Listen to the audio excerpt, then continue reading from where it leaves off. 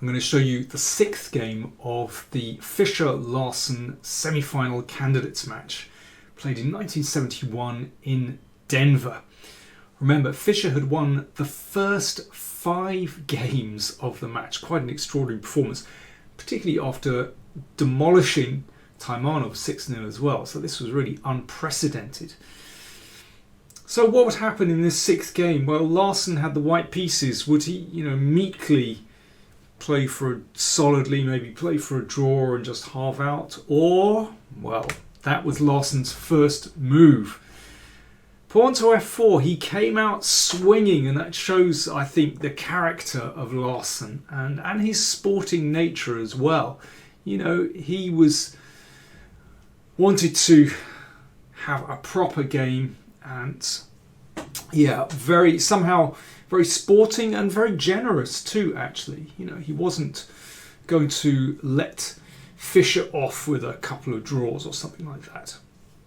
So Fischer, happy to play into a kind of closed Sicilian, which is what we have now. I don't know how you call this, a kind of reversed Dutch or a kind of closed Sicilian. In a moment it goes into a more open Sicilian, but it's a kind of Grand Prix attack, reverse Dutch. And Fischer plays, I think, a very respectable system with e6 and knight e7, which makes it very difficult for white to get in his classic attacking move f5. So a very sensible idea. And also with putting the knight on e7, it means this diagonal is open and black still has good control over d4. But Larsen uses the fact that he hasn't played knight c3 to play c3 to cover the d4 square. So, this is quite a respectable way for white to play, actually. And Fischer starts counterplay on the queen side, wants to get in b5. And now Larsen turns it into a kind of open Sicilian again with d4. It's a little bit unusual, the way the opening has gone. But actually I think this is quite a reasonable way for white to play. Now if you play pawn takes, then actually black is pretty well set up to counter white's centre, for example with f5. You can see the knight isn't in the best position here, be better on c3. So after, if this pawn advances, then the knight comes into d5 and has a nice position there. So Larsen plays knight takes d4, and I quite like this for white, actually. But Fischer isn't backing down. He plays b5, starting counterplay on the queen side, and perhaps later on getting a bishop to the long diagonal as well. Knight takes, and now queen d2. Yep, sensible from Larsen. He's just preparing to put his rook in the middle and exploiting the fact that this bishop is on g7 and not on e7 to target the d6 pawn. But Fischer's got it under control. He's not panicking. And the knight comes back into the middle. Rook b8. Now, I think this is quite a big moment in the game, actually, where Larsen plays a3 here, but he could choose between a number of different moves. Frankly, the first move that I would look at for white, having seen my opponent move the rook away from the f-file, would be f5. Now, if we can blast open on the king side, or maybe get in f6, then white is doing very well. So black has to take this. Now, crunch moment. If black can consolidate with bishop e6, he's just a pawn up, so we could sacrifice the exchange, damaging the pawns, but black should be alright here after knight e5. That's important. The knight, who can perhaps come in here, perhaps defend solidly on g6, should be alright for black. But still a bit tricky, you never know. Knight could come in here and to f5. Certainly worth a look. maybe the best move, or at least, let's say, another challenging move for black, would be bishop f2 to put the bishop here, attack the rook. And that might make room for that knight to come to e3 to support an advance of f5. But instead, a3. And that gives Fischer a chance to develop his play on the queen side. Here's another moment where f5 could be played. It's a very dangerous move. I mean, obviously, absolutely typical of Sicilian positions, Grand Prix attack positions.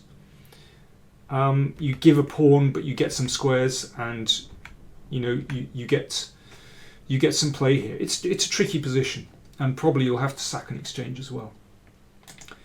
But Larsen played in quite a strategic way, actually, with e5. I mean, this is also, in its own way, quite aggressive.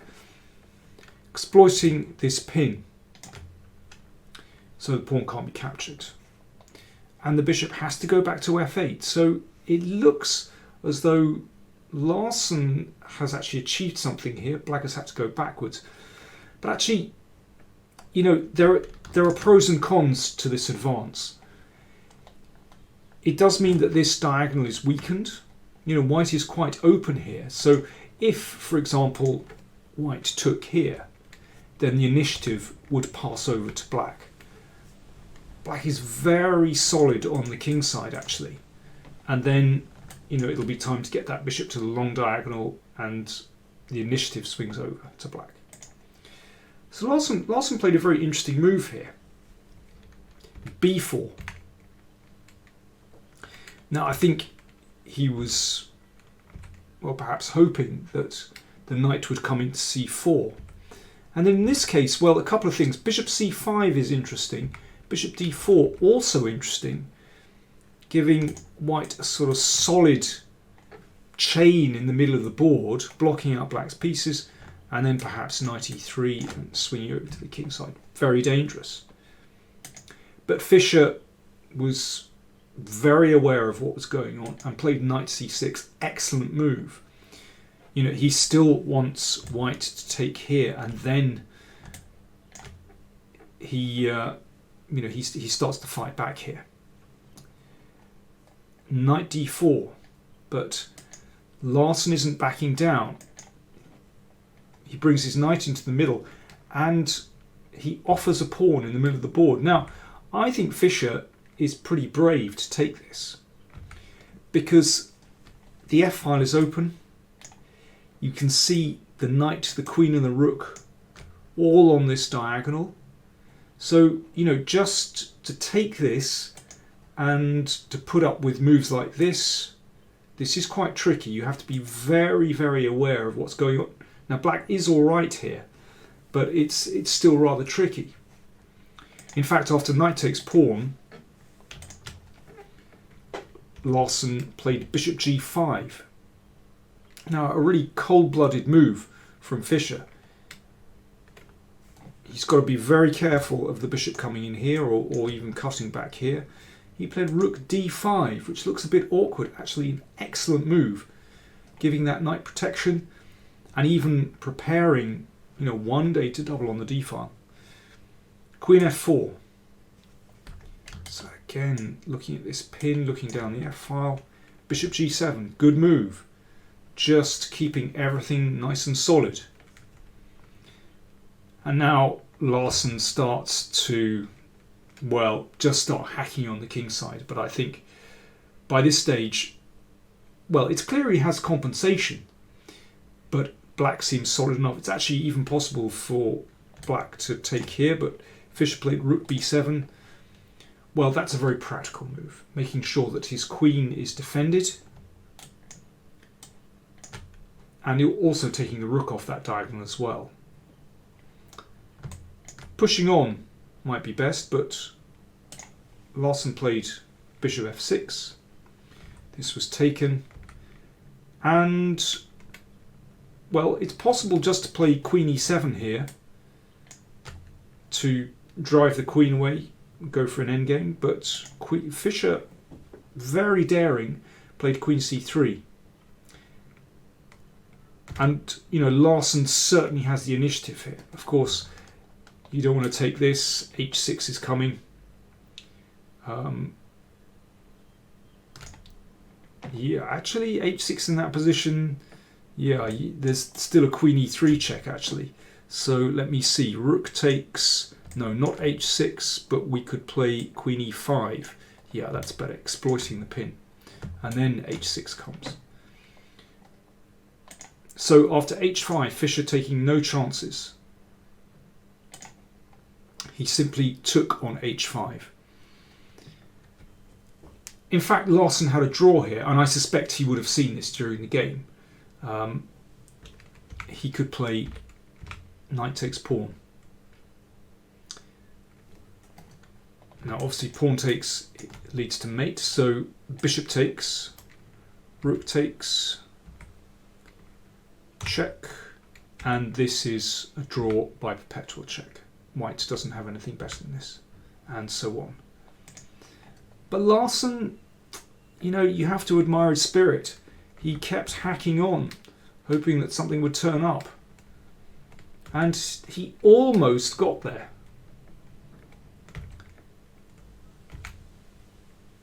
Queen h6. And now rook f4. Threatening to take, so f5. And here Larsen, again, he has a draw if he wants it. Now, maybe he didn't realise it was a draw. Maybe he was just playing for more. So if he wants to, he can just keep checking here. And, well, if the king goes back, obviously that's a draw. And here, again, the king should return to f7. Basically, the king, and that'll be a draw after queen h5. The king can't come up here because queen f6 is actually a deadly move, threatening knight f5 check, among other things. And that should win for white. But coming back here after f5, instead of giving a draw by perpetual, Larsen kept battling on. He was a fighter. But after this one, with the rook coming across the cover, I'm afraid Fischer had it under control and he managed to wrap things up. Once the bishop hits this diagonal safely, then you know white is in trouble. That's when the counterattack is going to blast through. So, for example, after queen takes e6, this didn't happen. Then, let me just show you a typical Sicilian counterattacking theme. I'm afraid white hasn't won an exchange. Well, he has, but he's lost his king.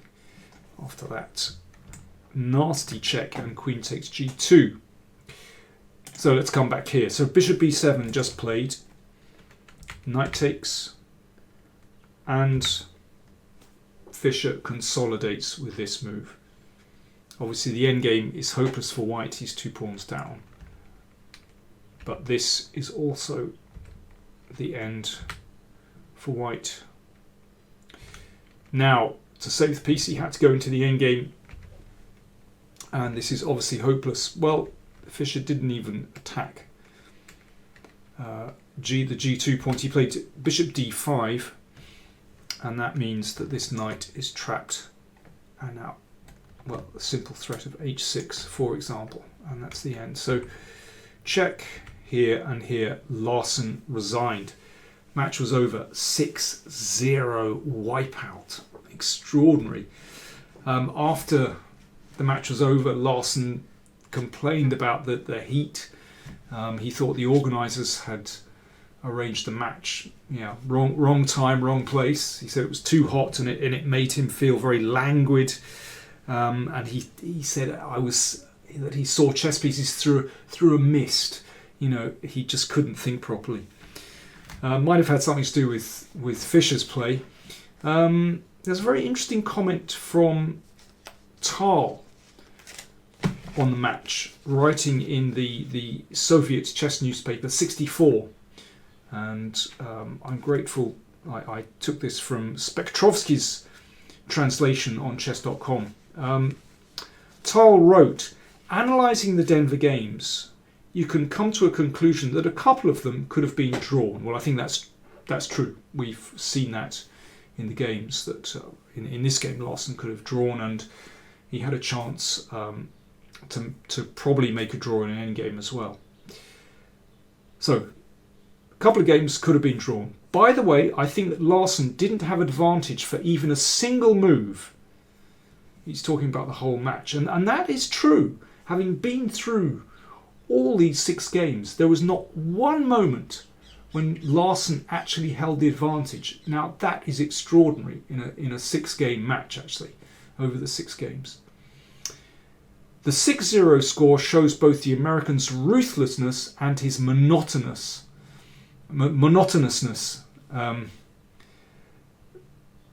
Sorry, I'll say that again. The 6-0 score shows both the American's ruthlessness and his monotonous playing.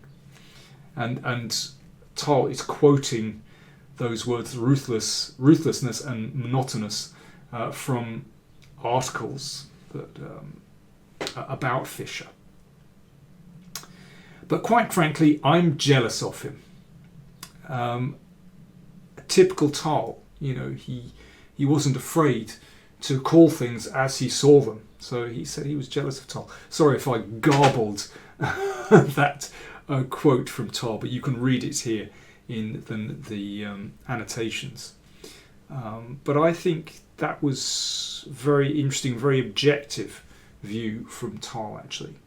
And the Soviets, well, if they didn't realise before, they realised that they really had a match on their hands.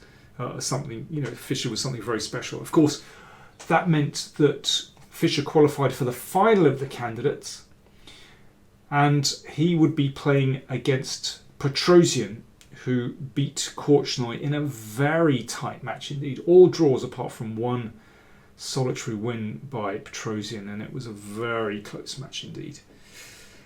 Well, when I find time, I'll look at that final candidates match. In the meantime, I hope you've enjoyed these. Do check out these games. There's a playlist. You'll find it in the video description down there with Fischer games. And, well, if you're not a subscriber, do click on that subscribe button. And if you want to support the channel, help us keep the lights on, then do check out the links to PayPal or patreon.com and check out the rewards you can get for however much you contribute on a monthly basis. Thanks for watching.